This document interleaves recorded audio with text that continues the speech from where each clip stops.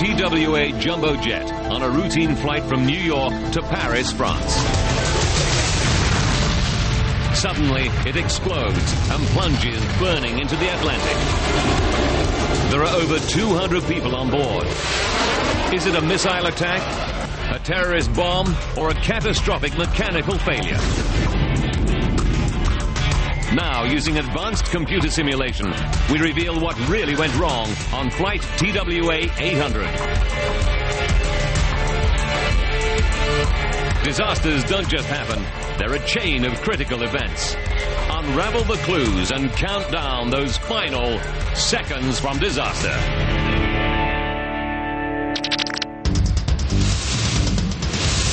America, New York City. John F. Kennedy Airport, July 17th, 1996. Security is tight at New York's busiest airport. Tens of thousands of people will pass through JFK today on some 1,000 flights.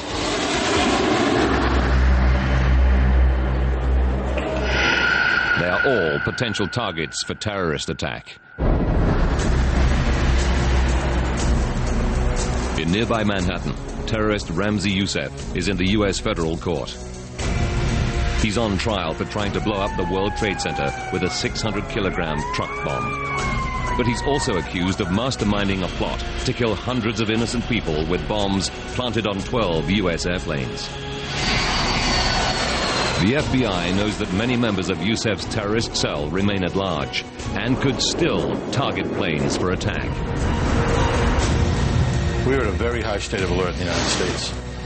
We'd had numerous threats, hundreds of threats. Heading to JFK today are two young college students from Macon, Georgia. Becky Olson is 20 years old. She's been best friends with 19-year-old Michelle Becker since high school. Do you think we're gonna fit all this stuff in here? They're excited. Today they'll fly to Paris for a friend's wedding, followed by a backpacking holiday around Europe. The girls' parents have given the trip their blessing. They were very excited to be going. They just knew it was going to be a wonderful new adventure. They thought that this was just going to be the best thing since chocolate cake.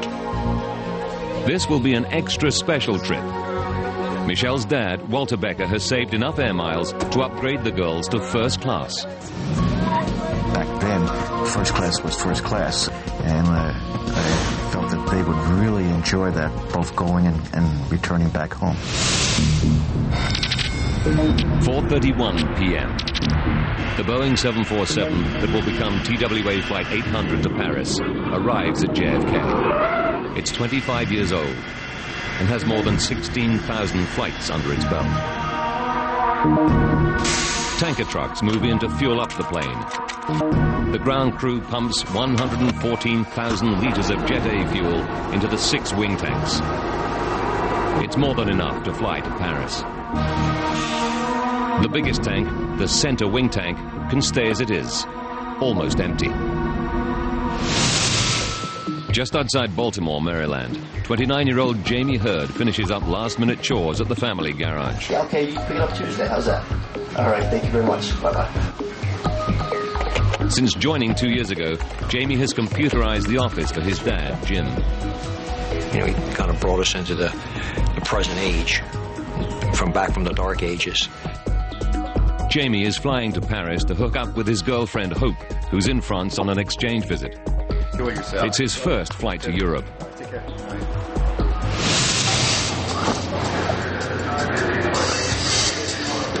Inside JFK's Terminal 5, Michelle Becker calls home to ask her mother for advice. Hi, Mom. TWA is offering cash incentives for passengers to take a later flight. Do you think we should take the bump flight?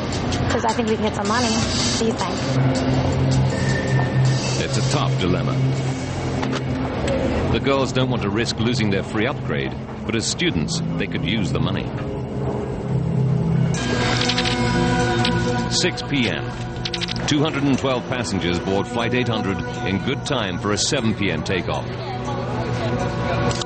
Among them is Jamie Hurd. He's only 8 hours away from seeing his girlfriend, Hope. In charge of the crew this evening is Captain Stephen Snyder. With 4,700 hours of flying time on 747s, he's one of TWA's most experienced pilots. Flying alongside Snyder is Captain Ralph Kevorkian, another TWA veteran. 7 p.m. Captain Snyder and the flight crew are ready to go. But there's a problem. One of the passengers is not on board, but her bags are already in the hold.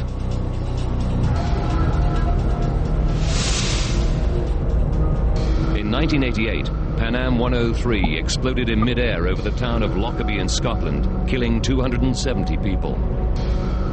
Terrorists checked a bag containing a bomb into the hold, but didn't board the plane. Since then, planes cannot take off with a bag in the hold if the passenger who checked it is not on board.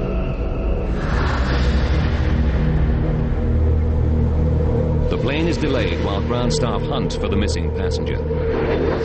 Outside, it's 28 degrees Celsius, and on the asphalt of the apron, the jumbo is getting hot.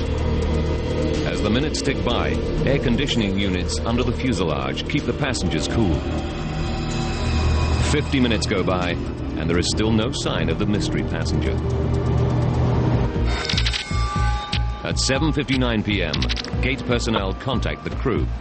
TWA Flight 800, sorry about that delay. We have confirmation that the passenger is on board. They were on board the whole time. 8:19.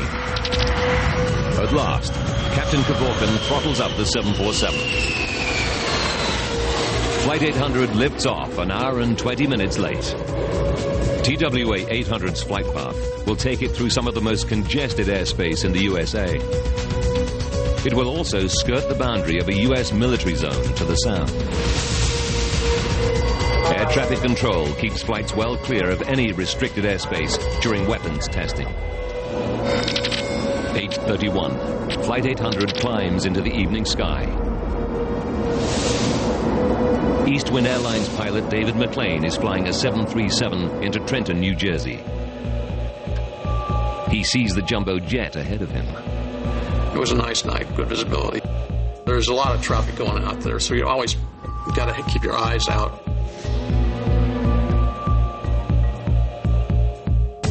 Air traffic control clears Flight 800 to climb to its next level. TWA 800, heavy turn left heading 050, vector climbing around traffic. Climb to 15,000. Crew and passengers settle in for the flight. Then, suddenly...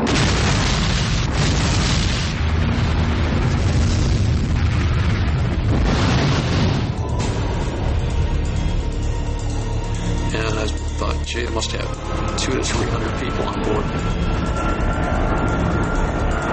I thought it was a bomb.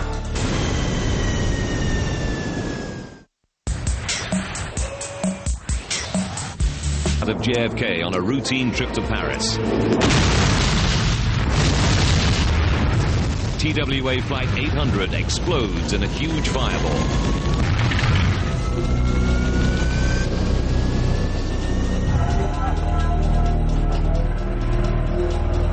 At air traffic control, Flight 800 suddenly disappears off radar screens.